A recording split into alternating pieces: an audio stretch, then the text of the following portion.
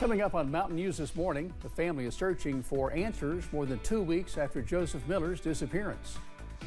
And record expungement is helping some former convicts re-enter the workforce. Dedicated to Eastern and Southern Kentucky, this is WYMT Mountain News This Morning. It's Friday, 5:30 on the button. Jim Freeman along, and glad you're along as well. It's Jim at the news desk, Tim in the Weather Center. Tim Drawbridge is here with our latest forecast. Hi, Tim. Good morning, Jim. Good morning, everyone. Good Friday to you. And yes, we're almost across the finish line. A sultry feel to the air again, but wait 24 hours, it'll be feeling better. 72 outside our door here at WYMT, and visibility-wise, again, south of Hazard into Harlan, into the Cumberland Valley. Fog issues this morning. Same deal as you make your way back into central portions of Kentucky up toward Cynthiana and Cincinnati. Sultry feel, yeah, 70s right now. Dew points almost matching. And the pinpoint Doppler radar across the viewing area. Nothing going on. We got to look back toward Columbia, right along the Hal Rogers. That's tracking toward northern portions of Pulaski County. Out the door we go. We'll look for the shower and thunder shower threat to redevelop across the Commonwealth as we head through the middle of the second half of the day. And a forecast high today in Hazard will get up to 87. More about the First Alert 7-day forecast in this half hour. Jim? Thanks, Tim. Well, stay tuned. Kentucky State Police are investigating a missing person from Rockcastle County. The family of 36-year-old Joseph, or Joey Miller, say they have not heard from him in 2 weeks. Miller's siblings say they just want some answers. Where is Joey Miller? His siblings, Evelyn Renner, Melissa Powell, and John Ryan, haven't heard from him since June 21st. They met us at this Broadhead Park in Rockcastle County to talk about his disappearance. He's always had contact with at least, us throughout the years. Never for this long of a period of time that he's not contacted us. Renner says her brother was last spotted in the Greenfish area of Rockcastle County. My gut tells me that he's in Rockcastle somewhere. The family is concerned for the 36-year-old's safety. Very much so. Sleepless nights, worrisome, hard to concentrate, unsure. We don't know where to turn. We don't know if he's dead or alive.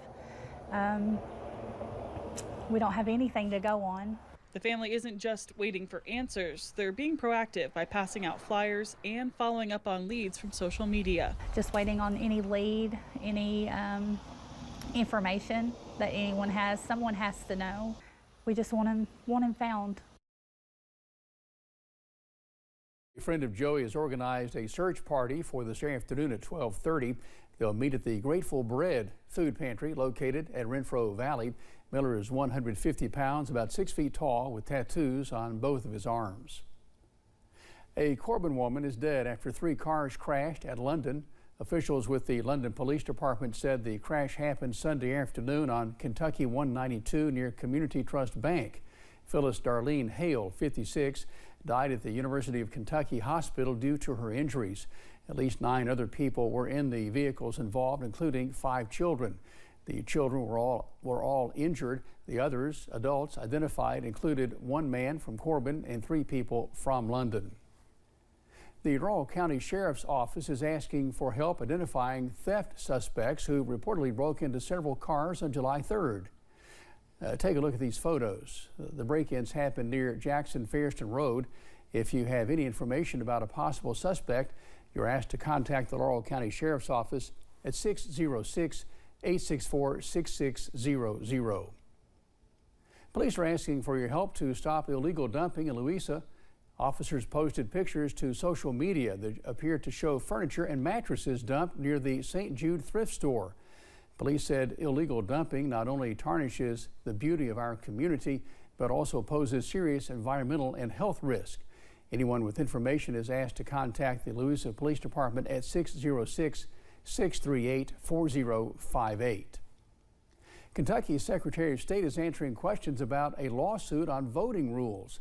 The group Kentuckians for the Commonwealth says state policy violates a federal protection for voters. The suit says Kentucky is skirting a law that requires leaders to notify voters before taking them off the voter rolls. Michael Adams' office has been removing people who have died or moved away.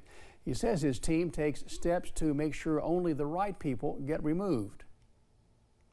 School officials say they now know where the missing Buckhorn playground equipment is. It's in the hands of its buyer. Officials posted on social media Thursday afternoon saying a construction contractor informed them the playground was removed. School officials were later informed the city has sold the equipment through an authorized bid. In a second social media post, school officials wrote, quote, "This was not a case of stolen property, but a question of ownership and communication," end quote. Record expungement can help break down barriers for those seeking to have charges removed. A person has to have no new convictions for 5 years before being eligible for expungement in Kentucky.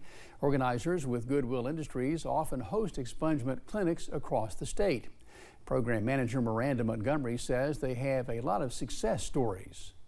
So many that we have to pick and choose which ones we send to our marketing team. It helps people. It helps people get into better housing. It helps them go to school for nursing and in the medical field.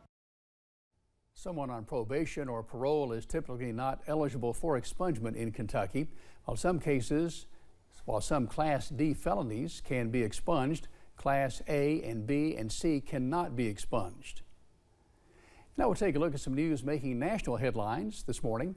AI, a life-changing technology that experts say will dramatically transform the world as we know it. But how are U.S. lawmakers planning to handle it? Indiana Senator Todd Young is one of a bipartisan group of senators who's been working for months to develop this roadmap for artificial intelligence guidance.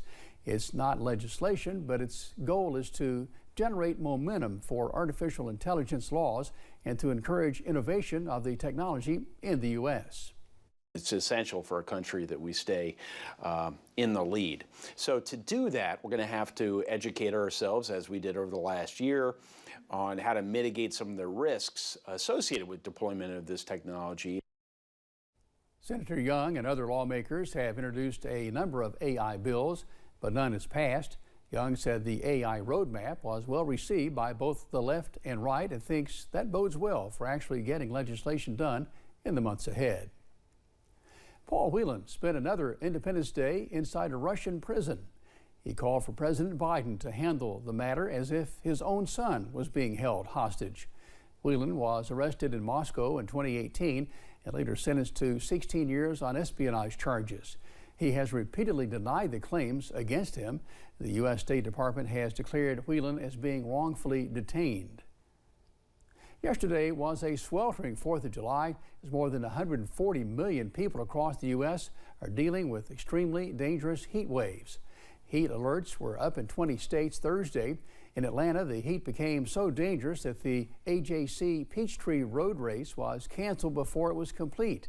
In the West, temperatures are expected to reach as high as 110 degrees in parts of Nevada, Arizona, and California, where firefighters are battling more than 24 active fires.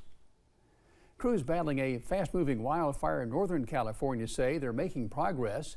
The fire that ignited Tuesday morning has consumed nearly 3,600 acres, or 5.5 square miles, in and around the resort town of Oroville.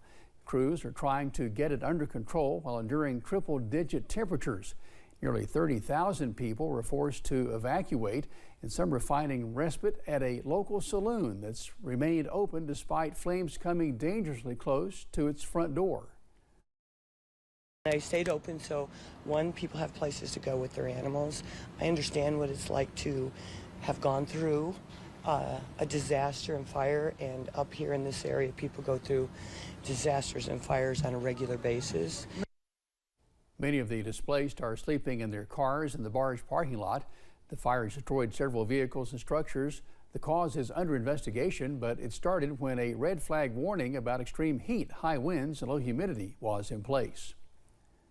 Talking about children about climate change can seem daunting, especially with so many news stories and differing opinions. But the managing director of the environmental education group, Project Drawdown, says there are ways parents and kids can connect on the topic. Dr. Elizabeth Bagley says climate change is already shaping the future the next generation will inhabit. So there's a responsibility to talk about it now with the children in our lives. There's a lot of things that are coming at them that can be really scary, that can be confusing. And so I encourage folks to start by listening, listening to what they're concerned about, to learning more about the solutions that people are putting into place in their communities, and really being that trusted adult for the kids in our lives. Dr. Bagley says there are also constructive ways to discuss the topic with the climate change deniers by first finding some common ground like hunting and fishing and talking about ways to keep those activities sustainable. Still to come, the deadline to file criminal charges against Boeing is approaching as families demand answers. And some visibility issues to wake up to on this Friday morning. The other thing we're going to have to deal with today is another active shower and thunder shower pattern. Those details with your first alert 7-day forecast as your WYMT Mountain Morning News continues.